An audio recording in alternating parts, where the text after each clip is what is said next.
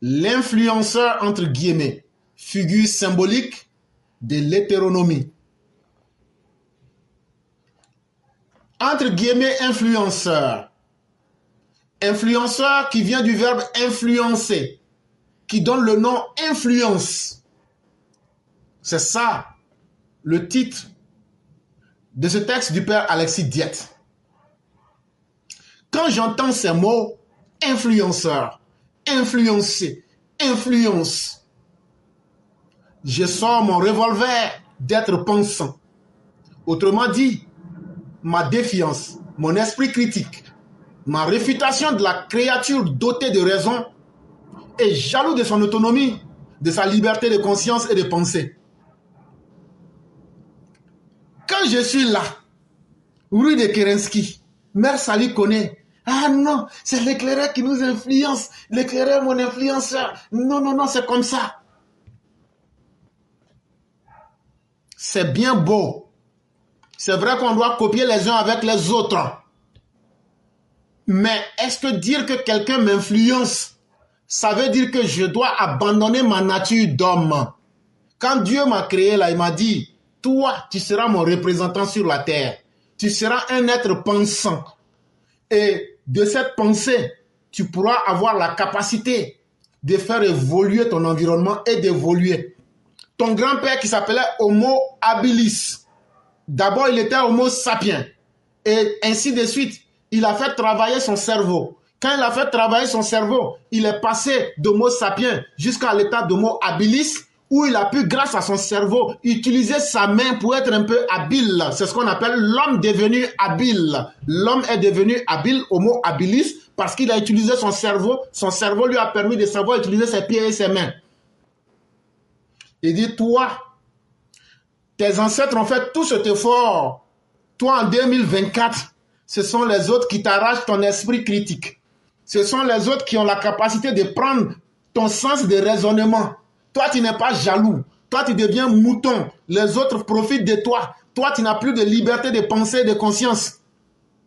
Malheureusement, c'est ça la réalité de notre monde d'aujourd'hui. Qu'est-ce qu'être influencé par un être humain? C'est quoi? Ou mais c'est à quel moment on dit qu'un être humain a été influencé par un autre? Qu'est-ce? Vivre sous influence. Vivre dans la manipulation, là, ça veut dire quoi? Quand tu vis sous l'influence de quelque chose, ça veut dire que cette chose-là te contrôle. Ça veut donc dire que cette chose te manipule. Donc là, vivre sous influence, là, ça veut dire quoi? Vivre dans la manipulation, là, ça veut dire quoi? Ça veut dire être influencé. C'est être sous la dépendance psychologique de quelqu'un d'autre. Ça veut dire quelqu'un d'autre a du pouvoir en te contrôlant mentalement. Quand tu es influencé, quand tu es sous influence, ça veut dire que quelqu'un d'autre décide de ta manière de penser et donc décide de ta vie, décide de ce que toi-même tu es, décide de ta personnalité véritable. Et donc ça veut dire quoi? Toi-même tu décides de ne plus être qu'un objet. Que les autres disent, il faut te placer ici. Tu deviens comme un étang. En philosophie, on appelle ça un être sans vie. C'est-à-dire, c'est comme une télécommande. Quand tu prends la télécommande là, c'est vrai que son rôle c'est d'allumer la télévision, etc. Mais quand tu la déposes sur ton lit, ça est sur ton lit. Quand tu la déplaces du lit et que tu la déposes sur la table, ça est sur la table.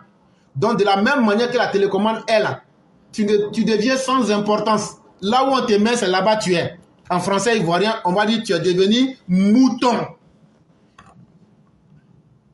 C'est perdre sa liberté de pensée et de conscience. C'est renoncer à son libre arbitre. C'est abdiquer de sa liberté, c'est consentir à la servilité. Ça veut dire tu acceptes d'être l'esclave des autres. Quand toi-même tu ne peux plus penser de toi-même, ça veut dire que toi-même là, tu abandonnes ta liberté d'être humain. Ça veut dire que tu abandonnes ce qui fait de toi un être qui doit être jalousé. Ta capacité de dire ce que tu penses, que les autres n'ont pas le courage de dire là. C'est ce qui fait que les autres là, ils seront fâchés contre toi ou ils vont t'aimer. Mais quand toi tu n'as plus ça, tu es quoi maintenant? Ah non, mais Sali là, quand elle vient, elle parle les secs ici. Mais c'est ce qu'elle est. C'est ce qu'elle est. Si elle change ça là, elle n'est plus rien. Si l'éclaireur n'est plus attaché à sa vérité. Mais à la vérité de qui est-ce qu'il sera attaché? Si je laisse ma manière de voir la vie, de penser, de réagir, que je m'attache à celle d'autrui, je deviens quoi? Je deviens l'objet de la pensée des autres. Et donc je n'existe plus. Et donc je deviens simplement l'esclave des autres. C'est vivre selon le bon vouloir et l'arbitraire d'un autre que soi.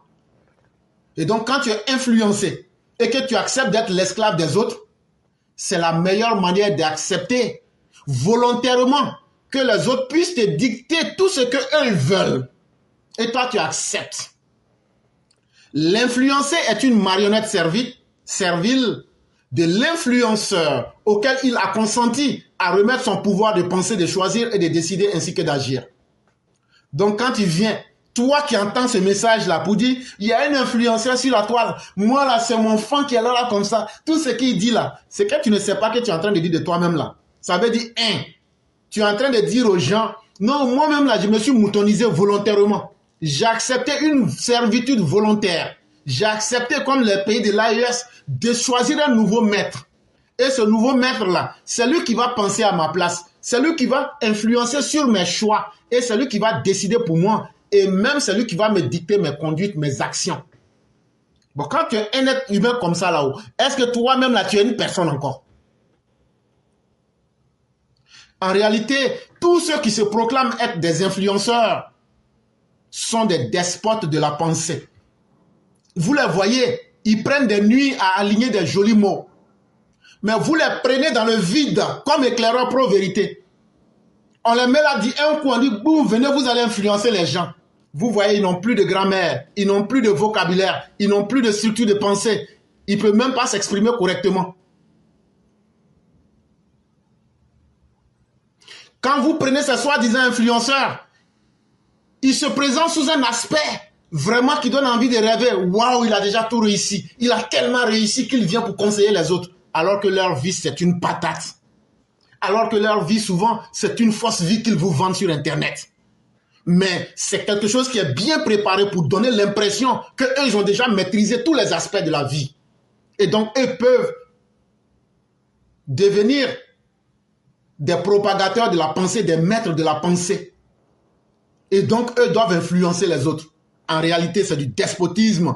C'est de l'usurpation de la pensée. C'est comme si vous voulez dans les films vampires, de la manière les vampires boivent le sang des gens. Ces soi-disant influenceurs sont des vampires parce qu'ils tirent et ils boivent vos pensées. Il est, en ce nouveau monde des réseaux, de la communication numérique, la figure symbolique des systèmes de pouvoir qui promeuvent l'hétéronomie et la soumission en vertu de l'institutionnalisation de la domination. Je reprends. Il est en ce nouveau monde des réseaux de la communication numérique la figure symbolique des systèmes de pouvoir et promeuvent l'hétéronomie et la soumission en vertu pour institutionnaliser la domination. Il dit donc ceux que vous voyez, qui se font appeler influenceurs, qui se font appeler coach, qui se font appeler gourou, qui se font appeler ce que vous voulez, il dit surtout dans notre nouveau monde, des réseaux sociaux, chacun a son despote de la pensée, chacun a son gourou, chacun a son maître à penser, chacun a sa figure symbolique qui représente la domination et la soumission pour que des êtres humains décident volontairement de se laisser dominer. Et on trouve que ça, c'est cool. C'est intéressant. Par contre, il y a très peu de personnes comme nous autres. Refuser d'être influencés. C'est pourquoi, moi, je ne crois qu'en ma pensée. Cela ne veut pas dire que je ne me cultive pas. Mais je prends toujours toutes les pensées extérieures en partant de mes propres postulats et de mes propres analyses. Refuser d'être influencé, refuser de vivre sous influence d'autrui, penser par soi-même, se donner à soi-même la loi de son existence par la réflexion, être soi-même son propre maître, c'est reconquérir la liberté. Donc si tu veux être un être humain que les autres doivent respecter, parce que quand quelqu'un dit « je hais éclaireur parce que sa manière de parler ne me plaît pas », ça veut dire que tu ne peux pas me contrôler. Ça veut dire que j'ai de l'influence sur toi. Ça veut dire que tu voudrais que je change quelque chose, mais que tu ne peux pas changer. Ça veut dire donc que tu sais que je suis là. Ah non, lui, il aime critiquer les cadres du RHDP. Oui, alors que Simone Veil dit, tu ne veux pas être dans un parti politique si tu ne vas pas vers la pensée commune. Ça, c'est ce que Simone Veil a pensé. Mais ça ne veut pas dire aussi que ce qu'elle a dit s'inscrit dans l'absolu. Ah non, mais il y a le CPA qui est sorti, il dit Côte d'Ivoire est 5e, toi tu viens dire que Côte d'Ivoire est 3e. Mais c'est parce que je réfléchis. Il y a 2e ex-aequo, 2 pays. Après, maintenant, comment on peut classer 5e les 2 autres pays qui sont encore ex-aequo 3e? Est-ce que, parce que l'article est sorti, c'est la vérité dont je ne dois plus réfléchir? Non. Selon ma logique, s'il y a un premier qui a pu dépasser les 2e, et qu'il y a 2 2e, et qu'il y a 2 3e, comment se fait-il que les 2 3e deviennent 5e? Ça ne marche pas, selon la logique. Et donc là, je dois être capable de dire ma vérité. Et c'est ça un être humain. Refuser d'être influencé, c'est refuser que tu deviennes la poubelle des idéologies des autres. Tout ce que les autres disent, c'est ça, toi tu prends. C'est refuser de dire, je démissionne de ma capacité de penser. Non, comme les autres pensent déjà, moi je ne vais plus penser, je vais prendre et puis continuer à consommer. Ça, tu n'es plus un être humain. Ça veut dire quoi? Ça veut dire que tu décides toi-même. Tu t'imposes comme une loi de ne pas réfléchir. Et donc là, de te donner des maîtres. Et donc de donner ta liberté aux autres. Ça veut dire que tu t'esclavagises de façon volontaire. Et ça, ce n'est pas bon. Accepter de ne pas être influencé, c'est revivifier le libre arbitre. C'est être autonome. Quand tu décides, tu n'as pas la vérité absolue, ça c'est vrai. Mais ce que les autres disent, tu réfléchis dessus pour trouver ta vérité. Les bénéfices là, c'est que tu deviens un être fort. Et c'est ce que Friedrich Nietzsche nous disait lorsqu'il nous parlait du surhomme. Le surhomme, comme je le dis, c'est pas l'homme le plus riche, c'est pas l'homme le plus intelligent, c'est pas l'homme le plus fort, mais c'est l'être le plus affirmé en fonction de sa propre nature. Ça veut dire quoi? Aujourd'hui, quand on demande qu'est-ce qu'un homme fort aujourd'hui dans notre monde, c'est celui qui a beaucoup d'argent, c'est celui qui peut-être influence les autres, c'est celui qui a un pouvoir politique. Mais ces gens-là, ils ont quelle personnalité? Tu vas trouver qu'eux-mêmes sont influencés. Ce que nous disons, c'est très important. La majorité des hommes politiques que vous voyez, ils sont influencés dans l'ombre par des penseurs. Même ce qu'ils font, ce qu'ils disent est influencé. Donc vous les voyez dire certaines choses. Vous dites, mais hier, il ne pensait pas comme ça, mais aujourd'hui, il pense comme ça. Parce qu'il a été influencé. Parce que lui, il voulait le pouvoir, mais il a vendu sa liberté de penser. Il a vendu sa liberté d'être lui-même. Mais un être humain qui n'a pas eu le pouvoir, qui n'a pas eu l'argent, mais qui est resté droit avec ses valeurs morales, qui est resté droit en harmonie avec sa nature, c'est celui-là qu'on appelle le surhomme. C'est celui-là qu'on appelle le Dieu. Parce que il n'a pas trahi la nature que Dieu lui a donnée. Il ne s'est pas laissé pénétrer, comme il le dit Nietzsche encore, dans, comment on appelle, les 3 métamorphoses de l'esprit. L'esprit chameau, l'esprit lion et l'esprit enfant. J'ai déjà expliqué ça ici avant. Pour dire que l'être humain, au fur et à mesure que tu évolues, ton esprit aussi évolue. Comme un chameau, quand tu nais, tu accumules tout de la société. Mais à un certain moment, comme un lion, tu t'affirmes et tu commences maintenant à rejeter. Et après, tu fais la synthèse, tu deviens un esprit enfant où rien ne t'affecte parce que tu as trouvé ton chemin et ta vérité. Et effectivement, est-ce qu'un enfant est influencé? Est-ce qu'un enfant est influençable dans l'état d'enfant? Un enfant ne sait même pas ce qui est bien ou mauvais. Donc tout ce que tu dis là, c'est ce qui rentre dans son esprit que lui va faire. Parce qu'il sait que rien ne peut l'affecter.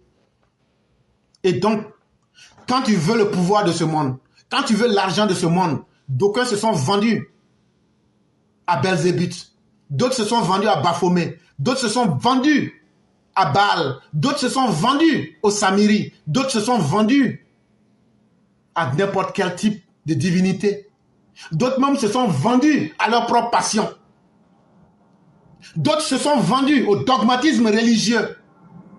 Comme si eux, Dieu parlait. Ils se sont mis à la place de Dieu. Ils disent, vous ne devrez pas penser, c'est ce que nous on décide. C'est ça qui est la vérité. Il dit, tout ça là, quand tu vas pouvoir te libérer de tout ça, mais la méthode pour te libérer de tout ça là, c'est ce qu'on appelle le libre arbitre. C'est ce libre arbitre là qui va te rendre indépendant.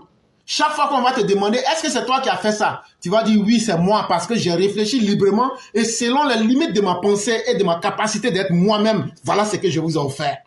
Et tu vas toujours t'assumer en tout temps et en tout lieu. C'est refuser d'être influencé. S'affirmer comme citoyen dans l'activité de la pensée, c'est se poser comme pierre angulaire de la démocratie. En cette autonomie conquise sur la destitution de l'hétéronomie, dont l'influenceur est la figure symbolique. Il dit donc simplement, ne vous laissez jamais influencer par quelqu'un. Surtout dans notre démocratie. Ne laissez pas quelqu'un venir vous dire, ah non, quand lui parle là, ça nous fait rire. Oh. Non, comme c'est le petit-fils du fouet là, donc c'est à cause de ça. Oh. Parce que quand tu veux te laisser influencer, il y a toujours des raisons.